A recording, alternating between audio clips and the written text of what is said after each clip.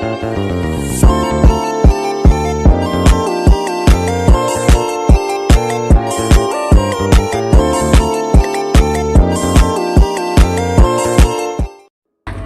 pengayaan IPS bab 2 Pemberdayaan masyarakat. A. Keragaman sosial budaya di masyarakat. 1. Pengaruh faktor geografi terhadap keragaman budaya. A. Letak geografis wilayah kepulauan Indonesia. Wilayah Indonesia yang terbentang dari Sabang sampai Merauke terdiri dari beribu-ribu pulau yang membentuk negara kepulauan. Pulau-pulau di Indonesia secara langsung dipisahkan oleh laut yang membuat setiap pulau terisolasi karena belum berkembangnya teknologi kelautan pada zaman dahulu. Setiap pulau ada membuat kelompoknya masing-masing dan bertahan hidup dengan cara yang dimilikinya sehingga membentuk kebudayaan baru dan tentunya berbeda-beda. Wilayah Indonesia berada di persilangan jalur perdagangan internasional menjadi tempat persinggahan para pedagang asing. Di antaranya ada bangsa India, Arab, Belanda, dan Tiongkok. B. Kondisi iklim. Iklim merupakan faktor penting dalam pembentukan lingkungan. Iklim berkaitan erat dengan bentang alam. Berbagai bentang alam seperti dataran tinggi, dataran rendah, bukit, dan lembah. Perbedaan antara satu wilayah dengan wilayah lain menyebabkan perbedaan pola perilaku yang berbeda, mulai dari bahasa hingga mata pencaharian dan sistem ekonomi.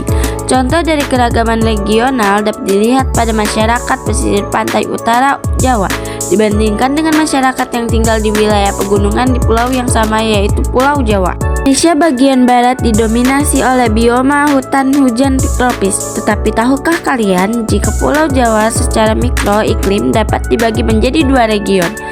Region Jawa bagian barat merupakan bioma hutan hujan tropis, sedangkan Jawa bagian timur dipengaruhi oleh bioma hujan musim tropis atau gugur tropis. Zona ini memanjang sampai Pulau Barat. C. Pengaruh bentuk muka bumi terhadap aktivitas kehidupan masyarakat. 1. Aktivitas penduduk di daerah pantai. Kehidupan masyarakat di daerah pantai berkaitan erat dengan laut. Penduduk di daerah ini umumnya menyelaraskan dirinya sebagai nelayan. Selain itu, ada juga penduduk yang memiliki kecakapan mengolah garam dan ikan serta membudidayakan tambak. Nelayan harus mempunyai kecakapan berenang, membuat jala atau jaring, membuat kapal, mengemudikan kapal, serta menangkap ikan. 2. Aktivitas penduduk di dataran rendah. Dataran rendah umumnya memiliki bentang alam yang luas dan datar suhu udara stabil. Dataran rendah biasanya memiliki berbagai kekayaan alam, oleh sebab itu banyak penduduk yang tinggal di daerah dataran rendah. Penduduk di daerah dataran rendah bertempat tinggal dengan pola pemukiman bentuk linear yang tersebar dengan arah jalur jalan dan jalur aliran sungai. Mata pencaharian yang digeluti penduduk berkaitan dengan kegiatan pertanian yang menghasilkan tanaman pangan dan tanaman komoditas. Di daerah-daerah yang telah maju berkembang pula kegiatan penduduk yang berkaitan dengan perdagangan, transportasi, komunikasi, dan pariwisata. 3. Aktivitas penduduk di daerah dataran tinggi dan pegunungan. Kondisi geografis di daerah dataran tinggi dan pegunungan antara lain udaranya sejuk dan tanah subur. Manusia yang tinggal di daerah ini menyesuaikan diri dengan kondisi yang ada. Semakin tinggi letak ketinggian tempat, semakin jarang penduduk yang tinggal di situ. Di Indonesia, kegiatan ekonomi penduduk di daerah pegunungan meliputi kegiatan usaha di bidang perkebunan dan kehutanan yang tersebar di banyak tempat.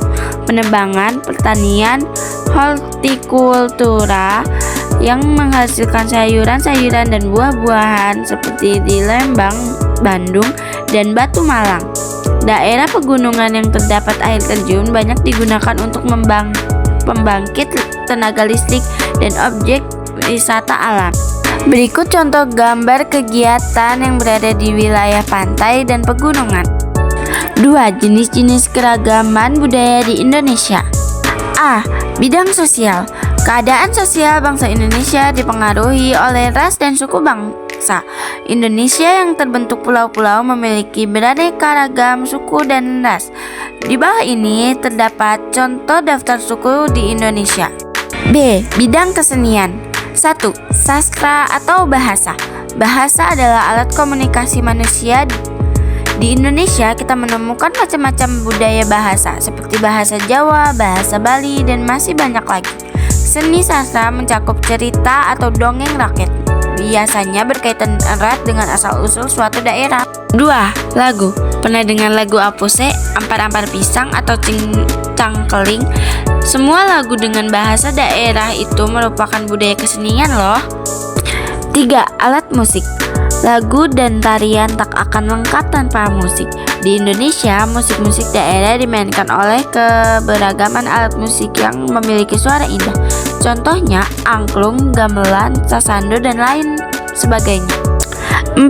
Tarian. Berbagai daerah memiliki kesenian berupa tari-tarian sebagai wujud ekspresi manusia terhadap berbagai hal. Misalnya terhadap perang, penyambutan tamu, atau rasa syukur.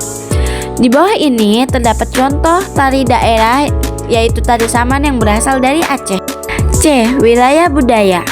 The World Heritage Committee atau Dewan Warisan Dunia mengartikan wilayah kebudayaan atau cultural landscape sebagai wilayah geografis yang mempunyai keunikan atau perbedaan. Keberagaman budaya merupakan kekayaan bangsa yang perlu kita lestarikan.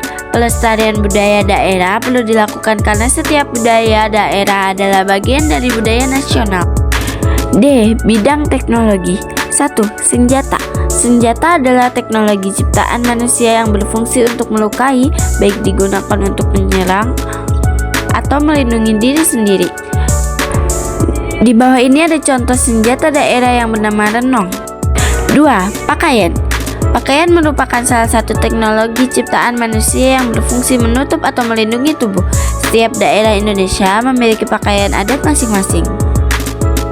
3. Transportasi. Teknologi yang satu ini diciptakan untuk memudahkan manusia untuk mencapai suatu tempat tujuan dengan mudah. Di Indonesia ada beberapa kendaraan khas seperti perahu, pinisi, dan andong kodar. 4. Rumah atau bangunan. Indonesia memiliki begitu banyak rumah adat dengan ciri khas masing-masing daerah. Sekian dari saya, mohon maaf jika ada salah kata dan salah penulisan.